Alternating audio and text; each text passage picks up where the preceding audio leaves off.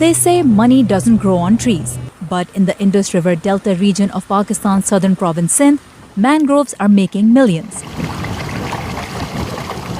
The trees are a natural shield against planet-warming carbon emissions. ये एक आम दरख्त के निस्बत 4 गुना ज़्यादा They absorb 4 times more carbon than an ordinary tree. Their roots first grow below the ground and then grow out.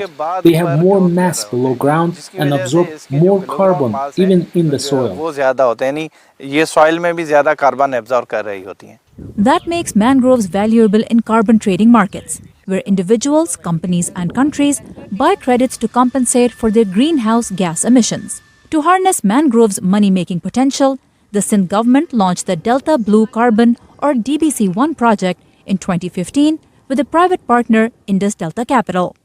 DBC-1 is a 60-year project to protect and expand mangrove forest over 350,000 hectares and sell carbon credits generated through them.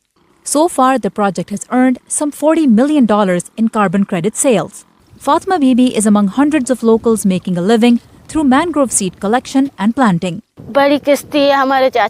My uncle has a huge boat. We all get into that boat and go to the forest and gather seeds. We make a decent living.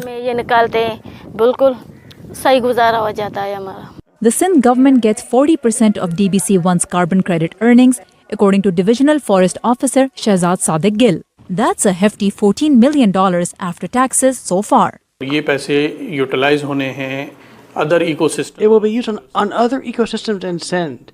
It can be used for mangroves, but we also have riverine ecosystem, inland forests, social forestry, rangelands. There is a huge potential.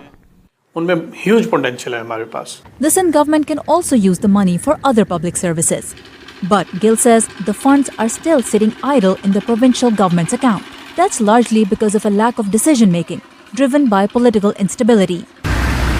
Severe weather that officials blame on global warming continues to wreak havoc. But political instability has also left Pakistan without a national carbon trading policy. Critics say that deprives the country of much-needed income to strengthen defense against climate change. In January, then Secretary of the Ministry of Climate Change told VOA the framework was ready.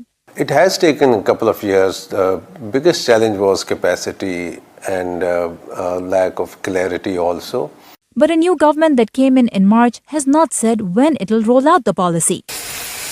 Opponents of carbon trading allege it lets polluters pass the buck. But proponents say monetizing climate change mitigation efforts helps engage communities.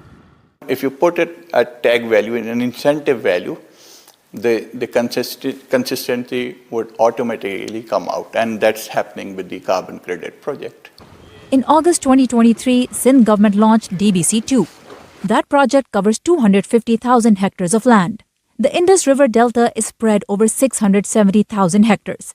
Officials hope to have mangrove forests across much of it by 2030. Earnings from carbon credit sales will fund that effort. That means the trees will pay for themselves while helping Pakistan's earnings grow. Sara Zaman, VOA News, Katie Bandar, Sindh, Pakistan.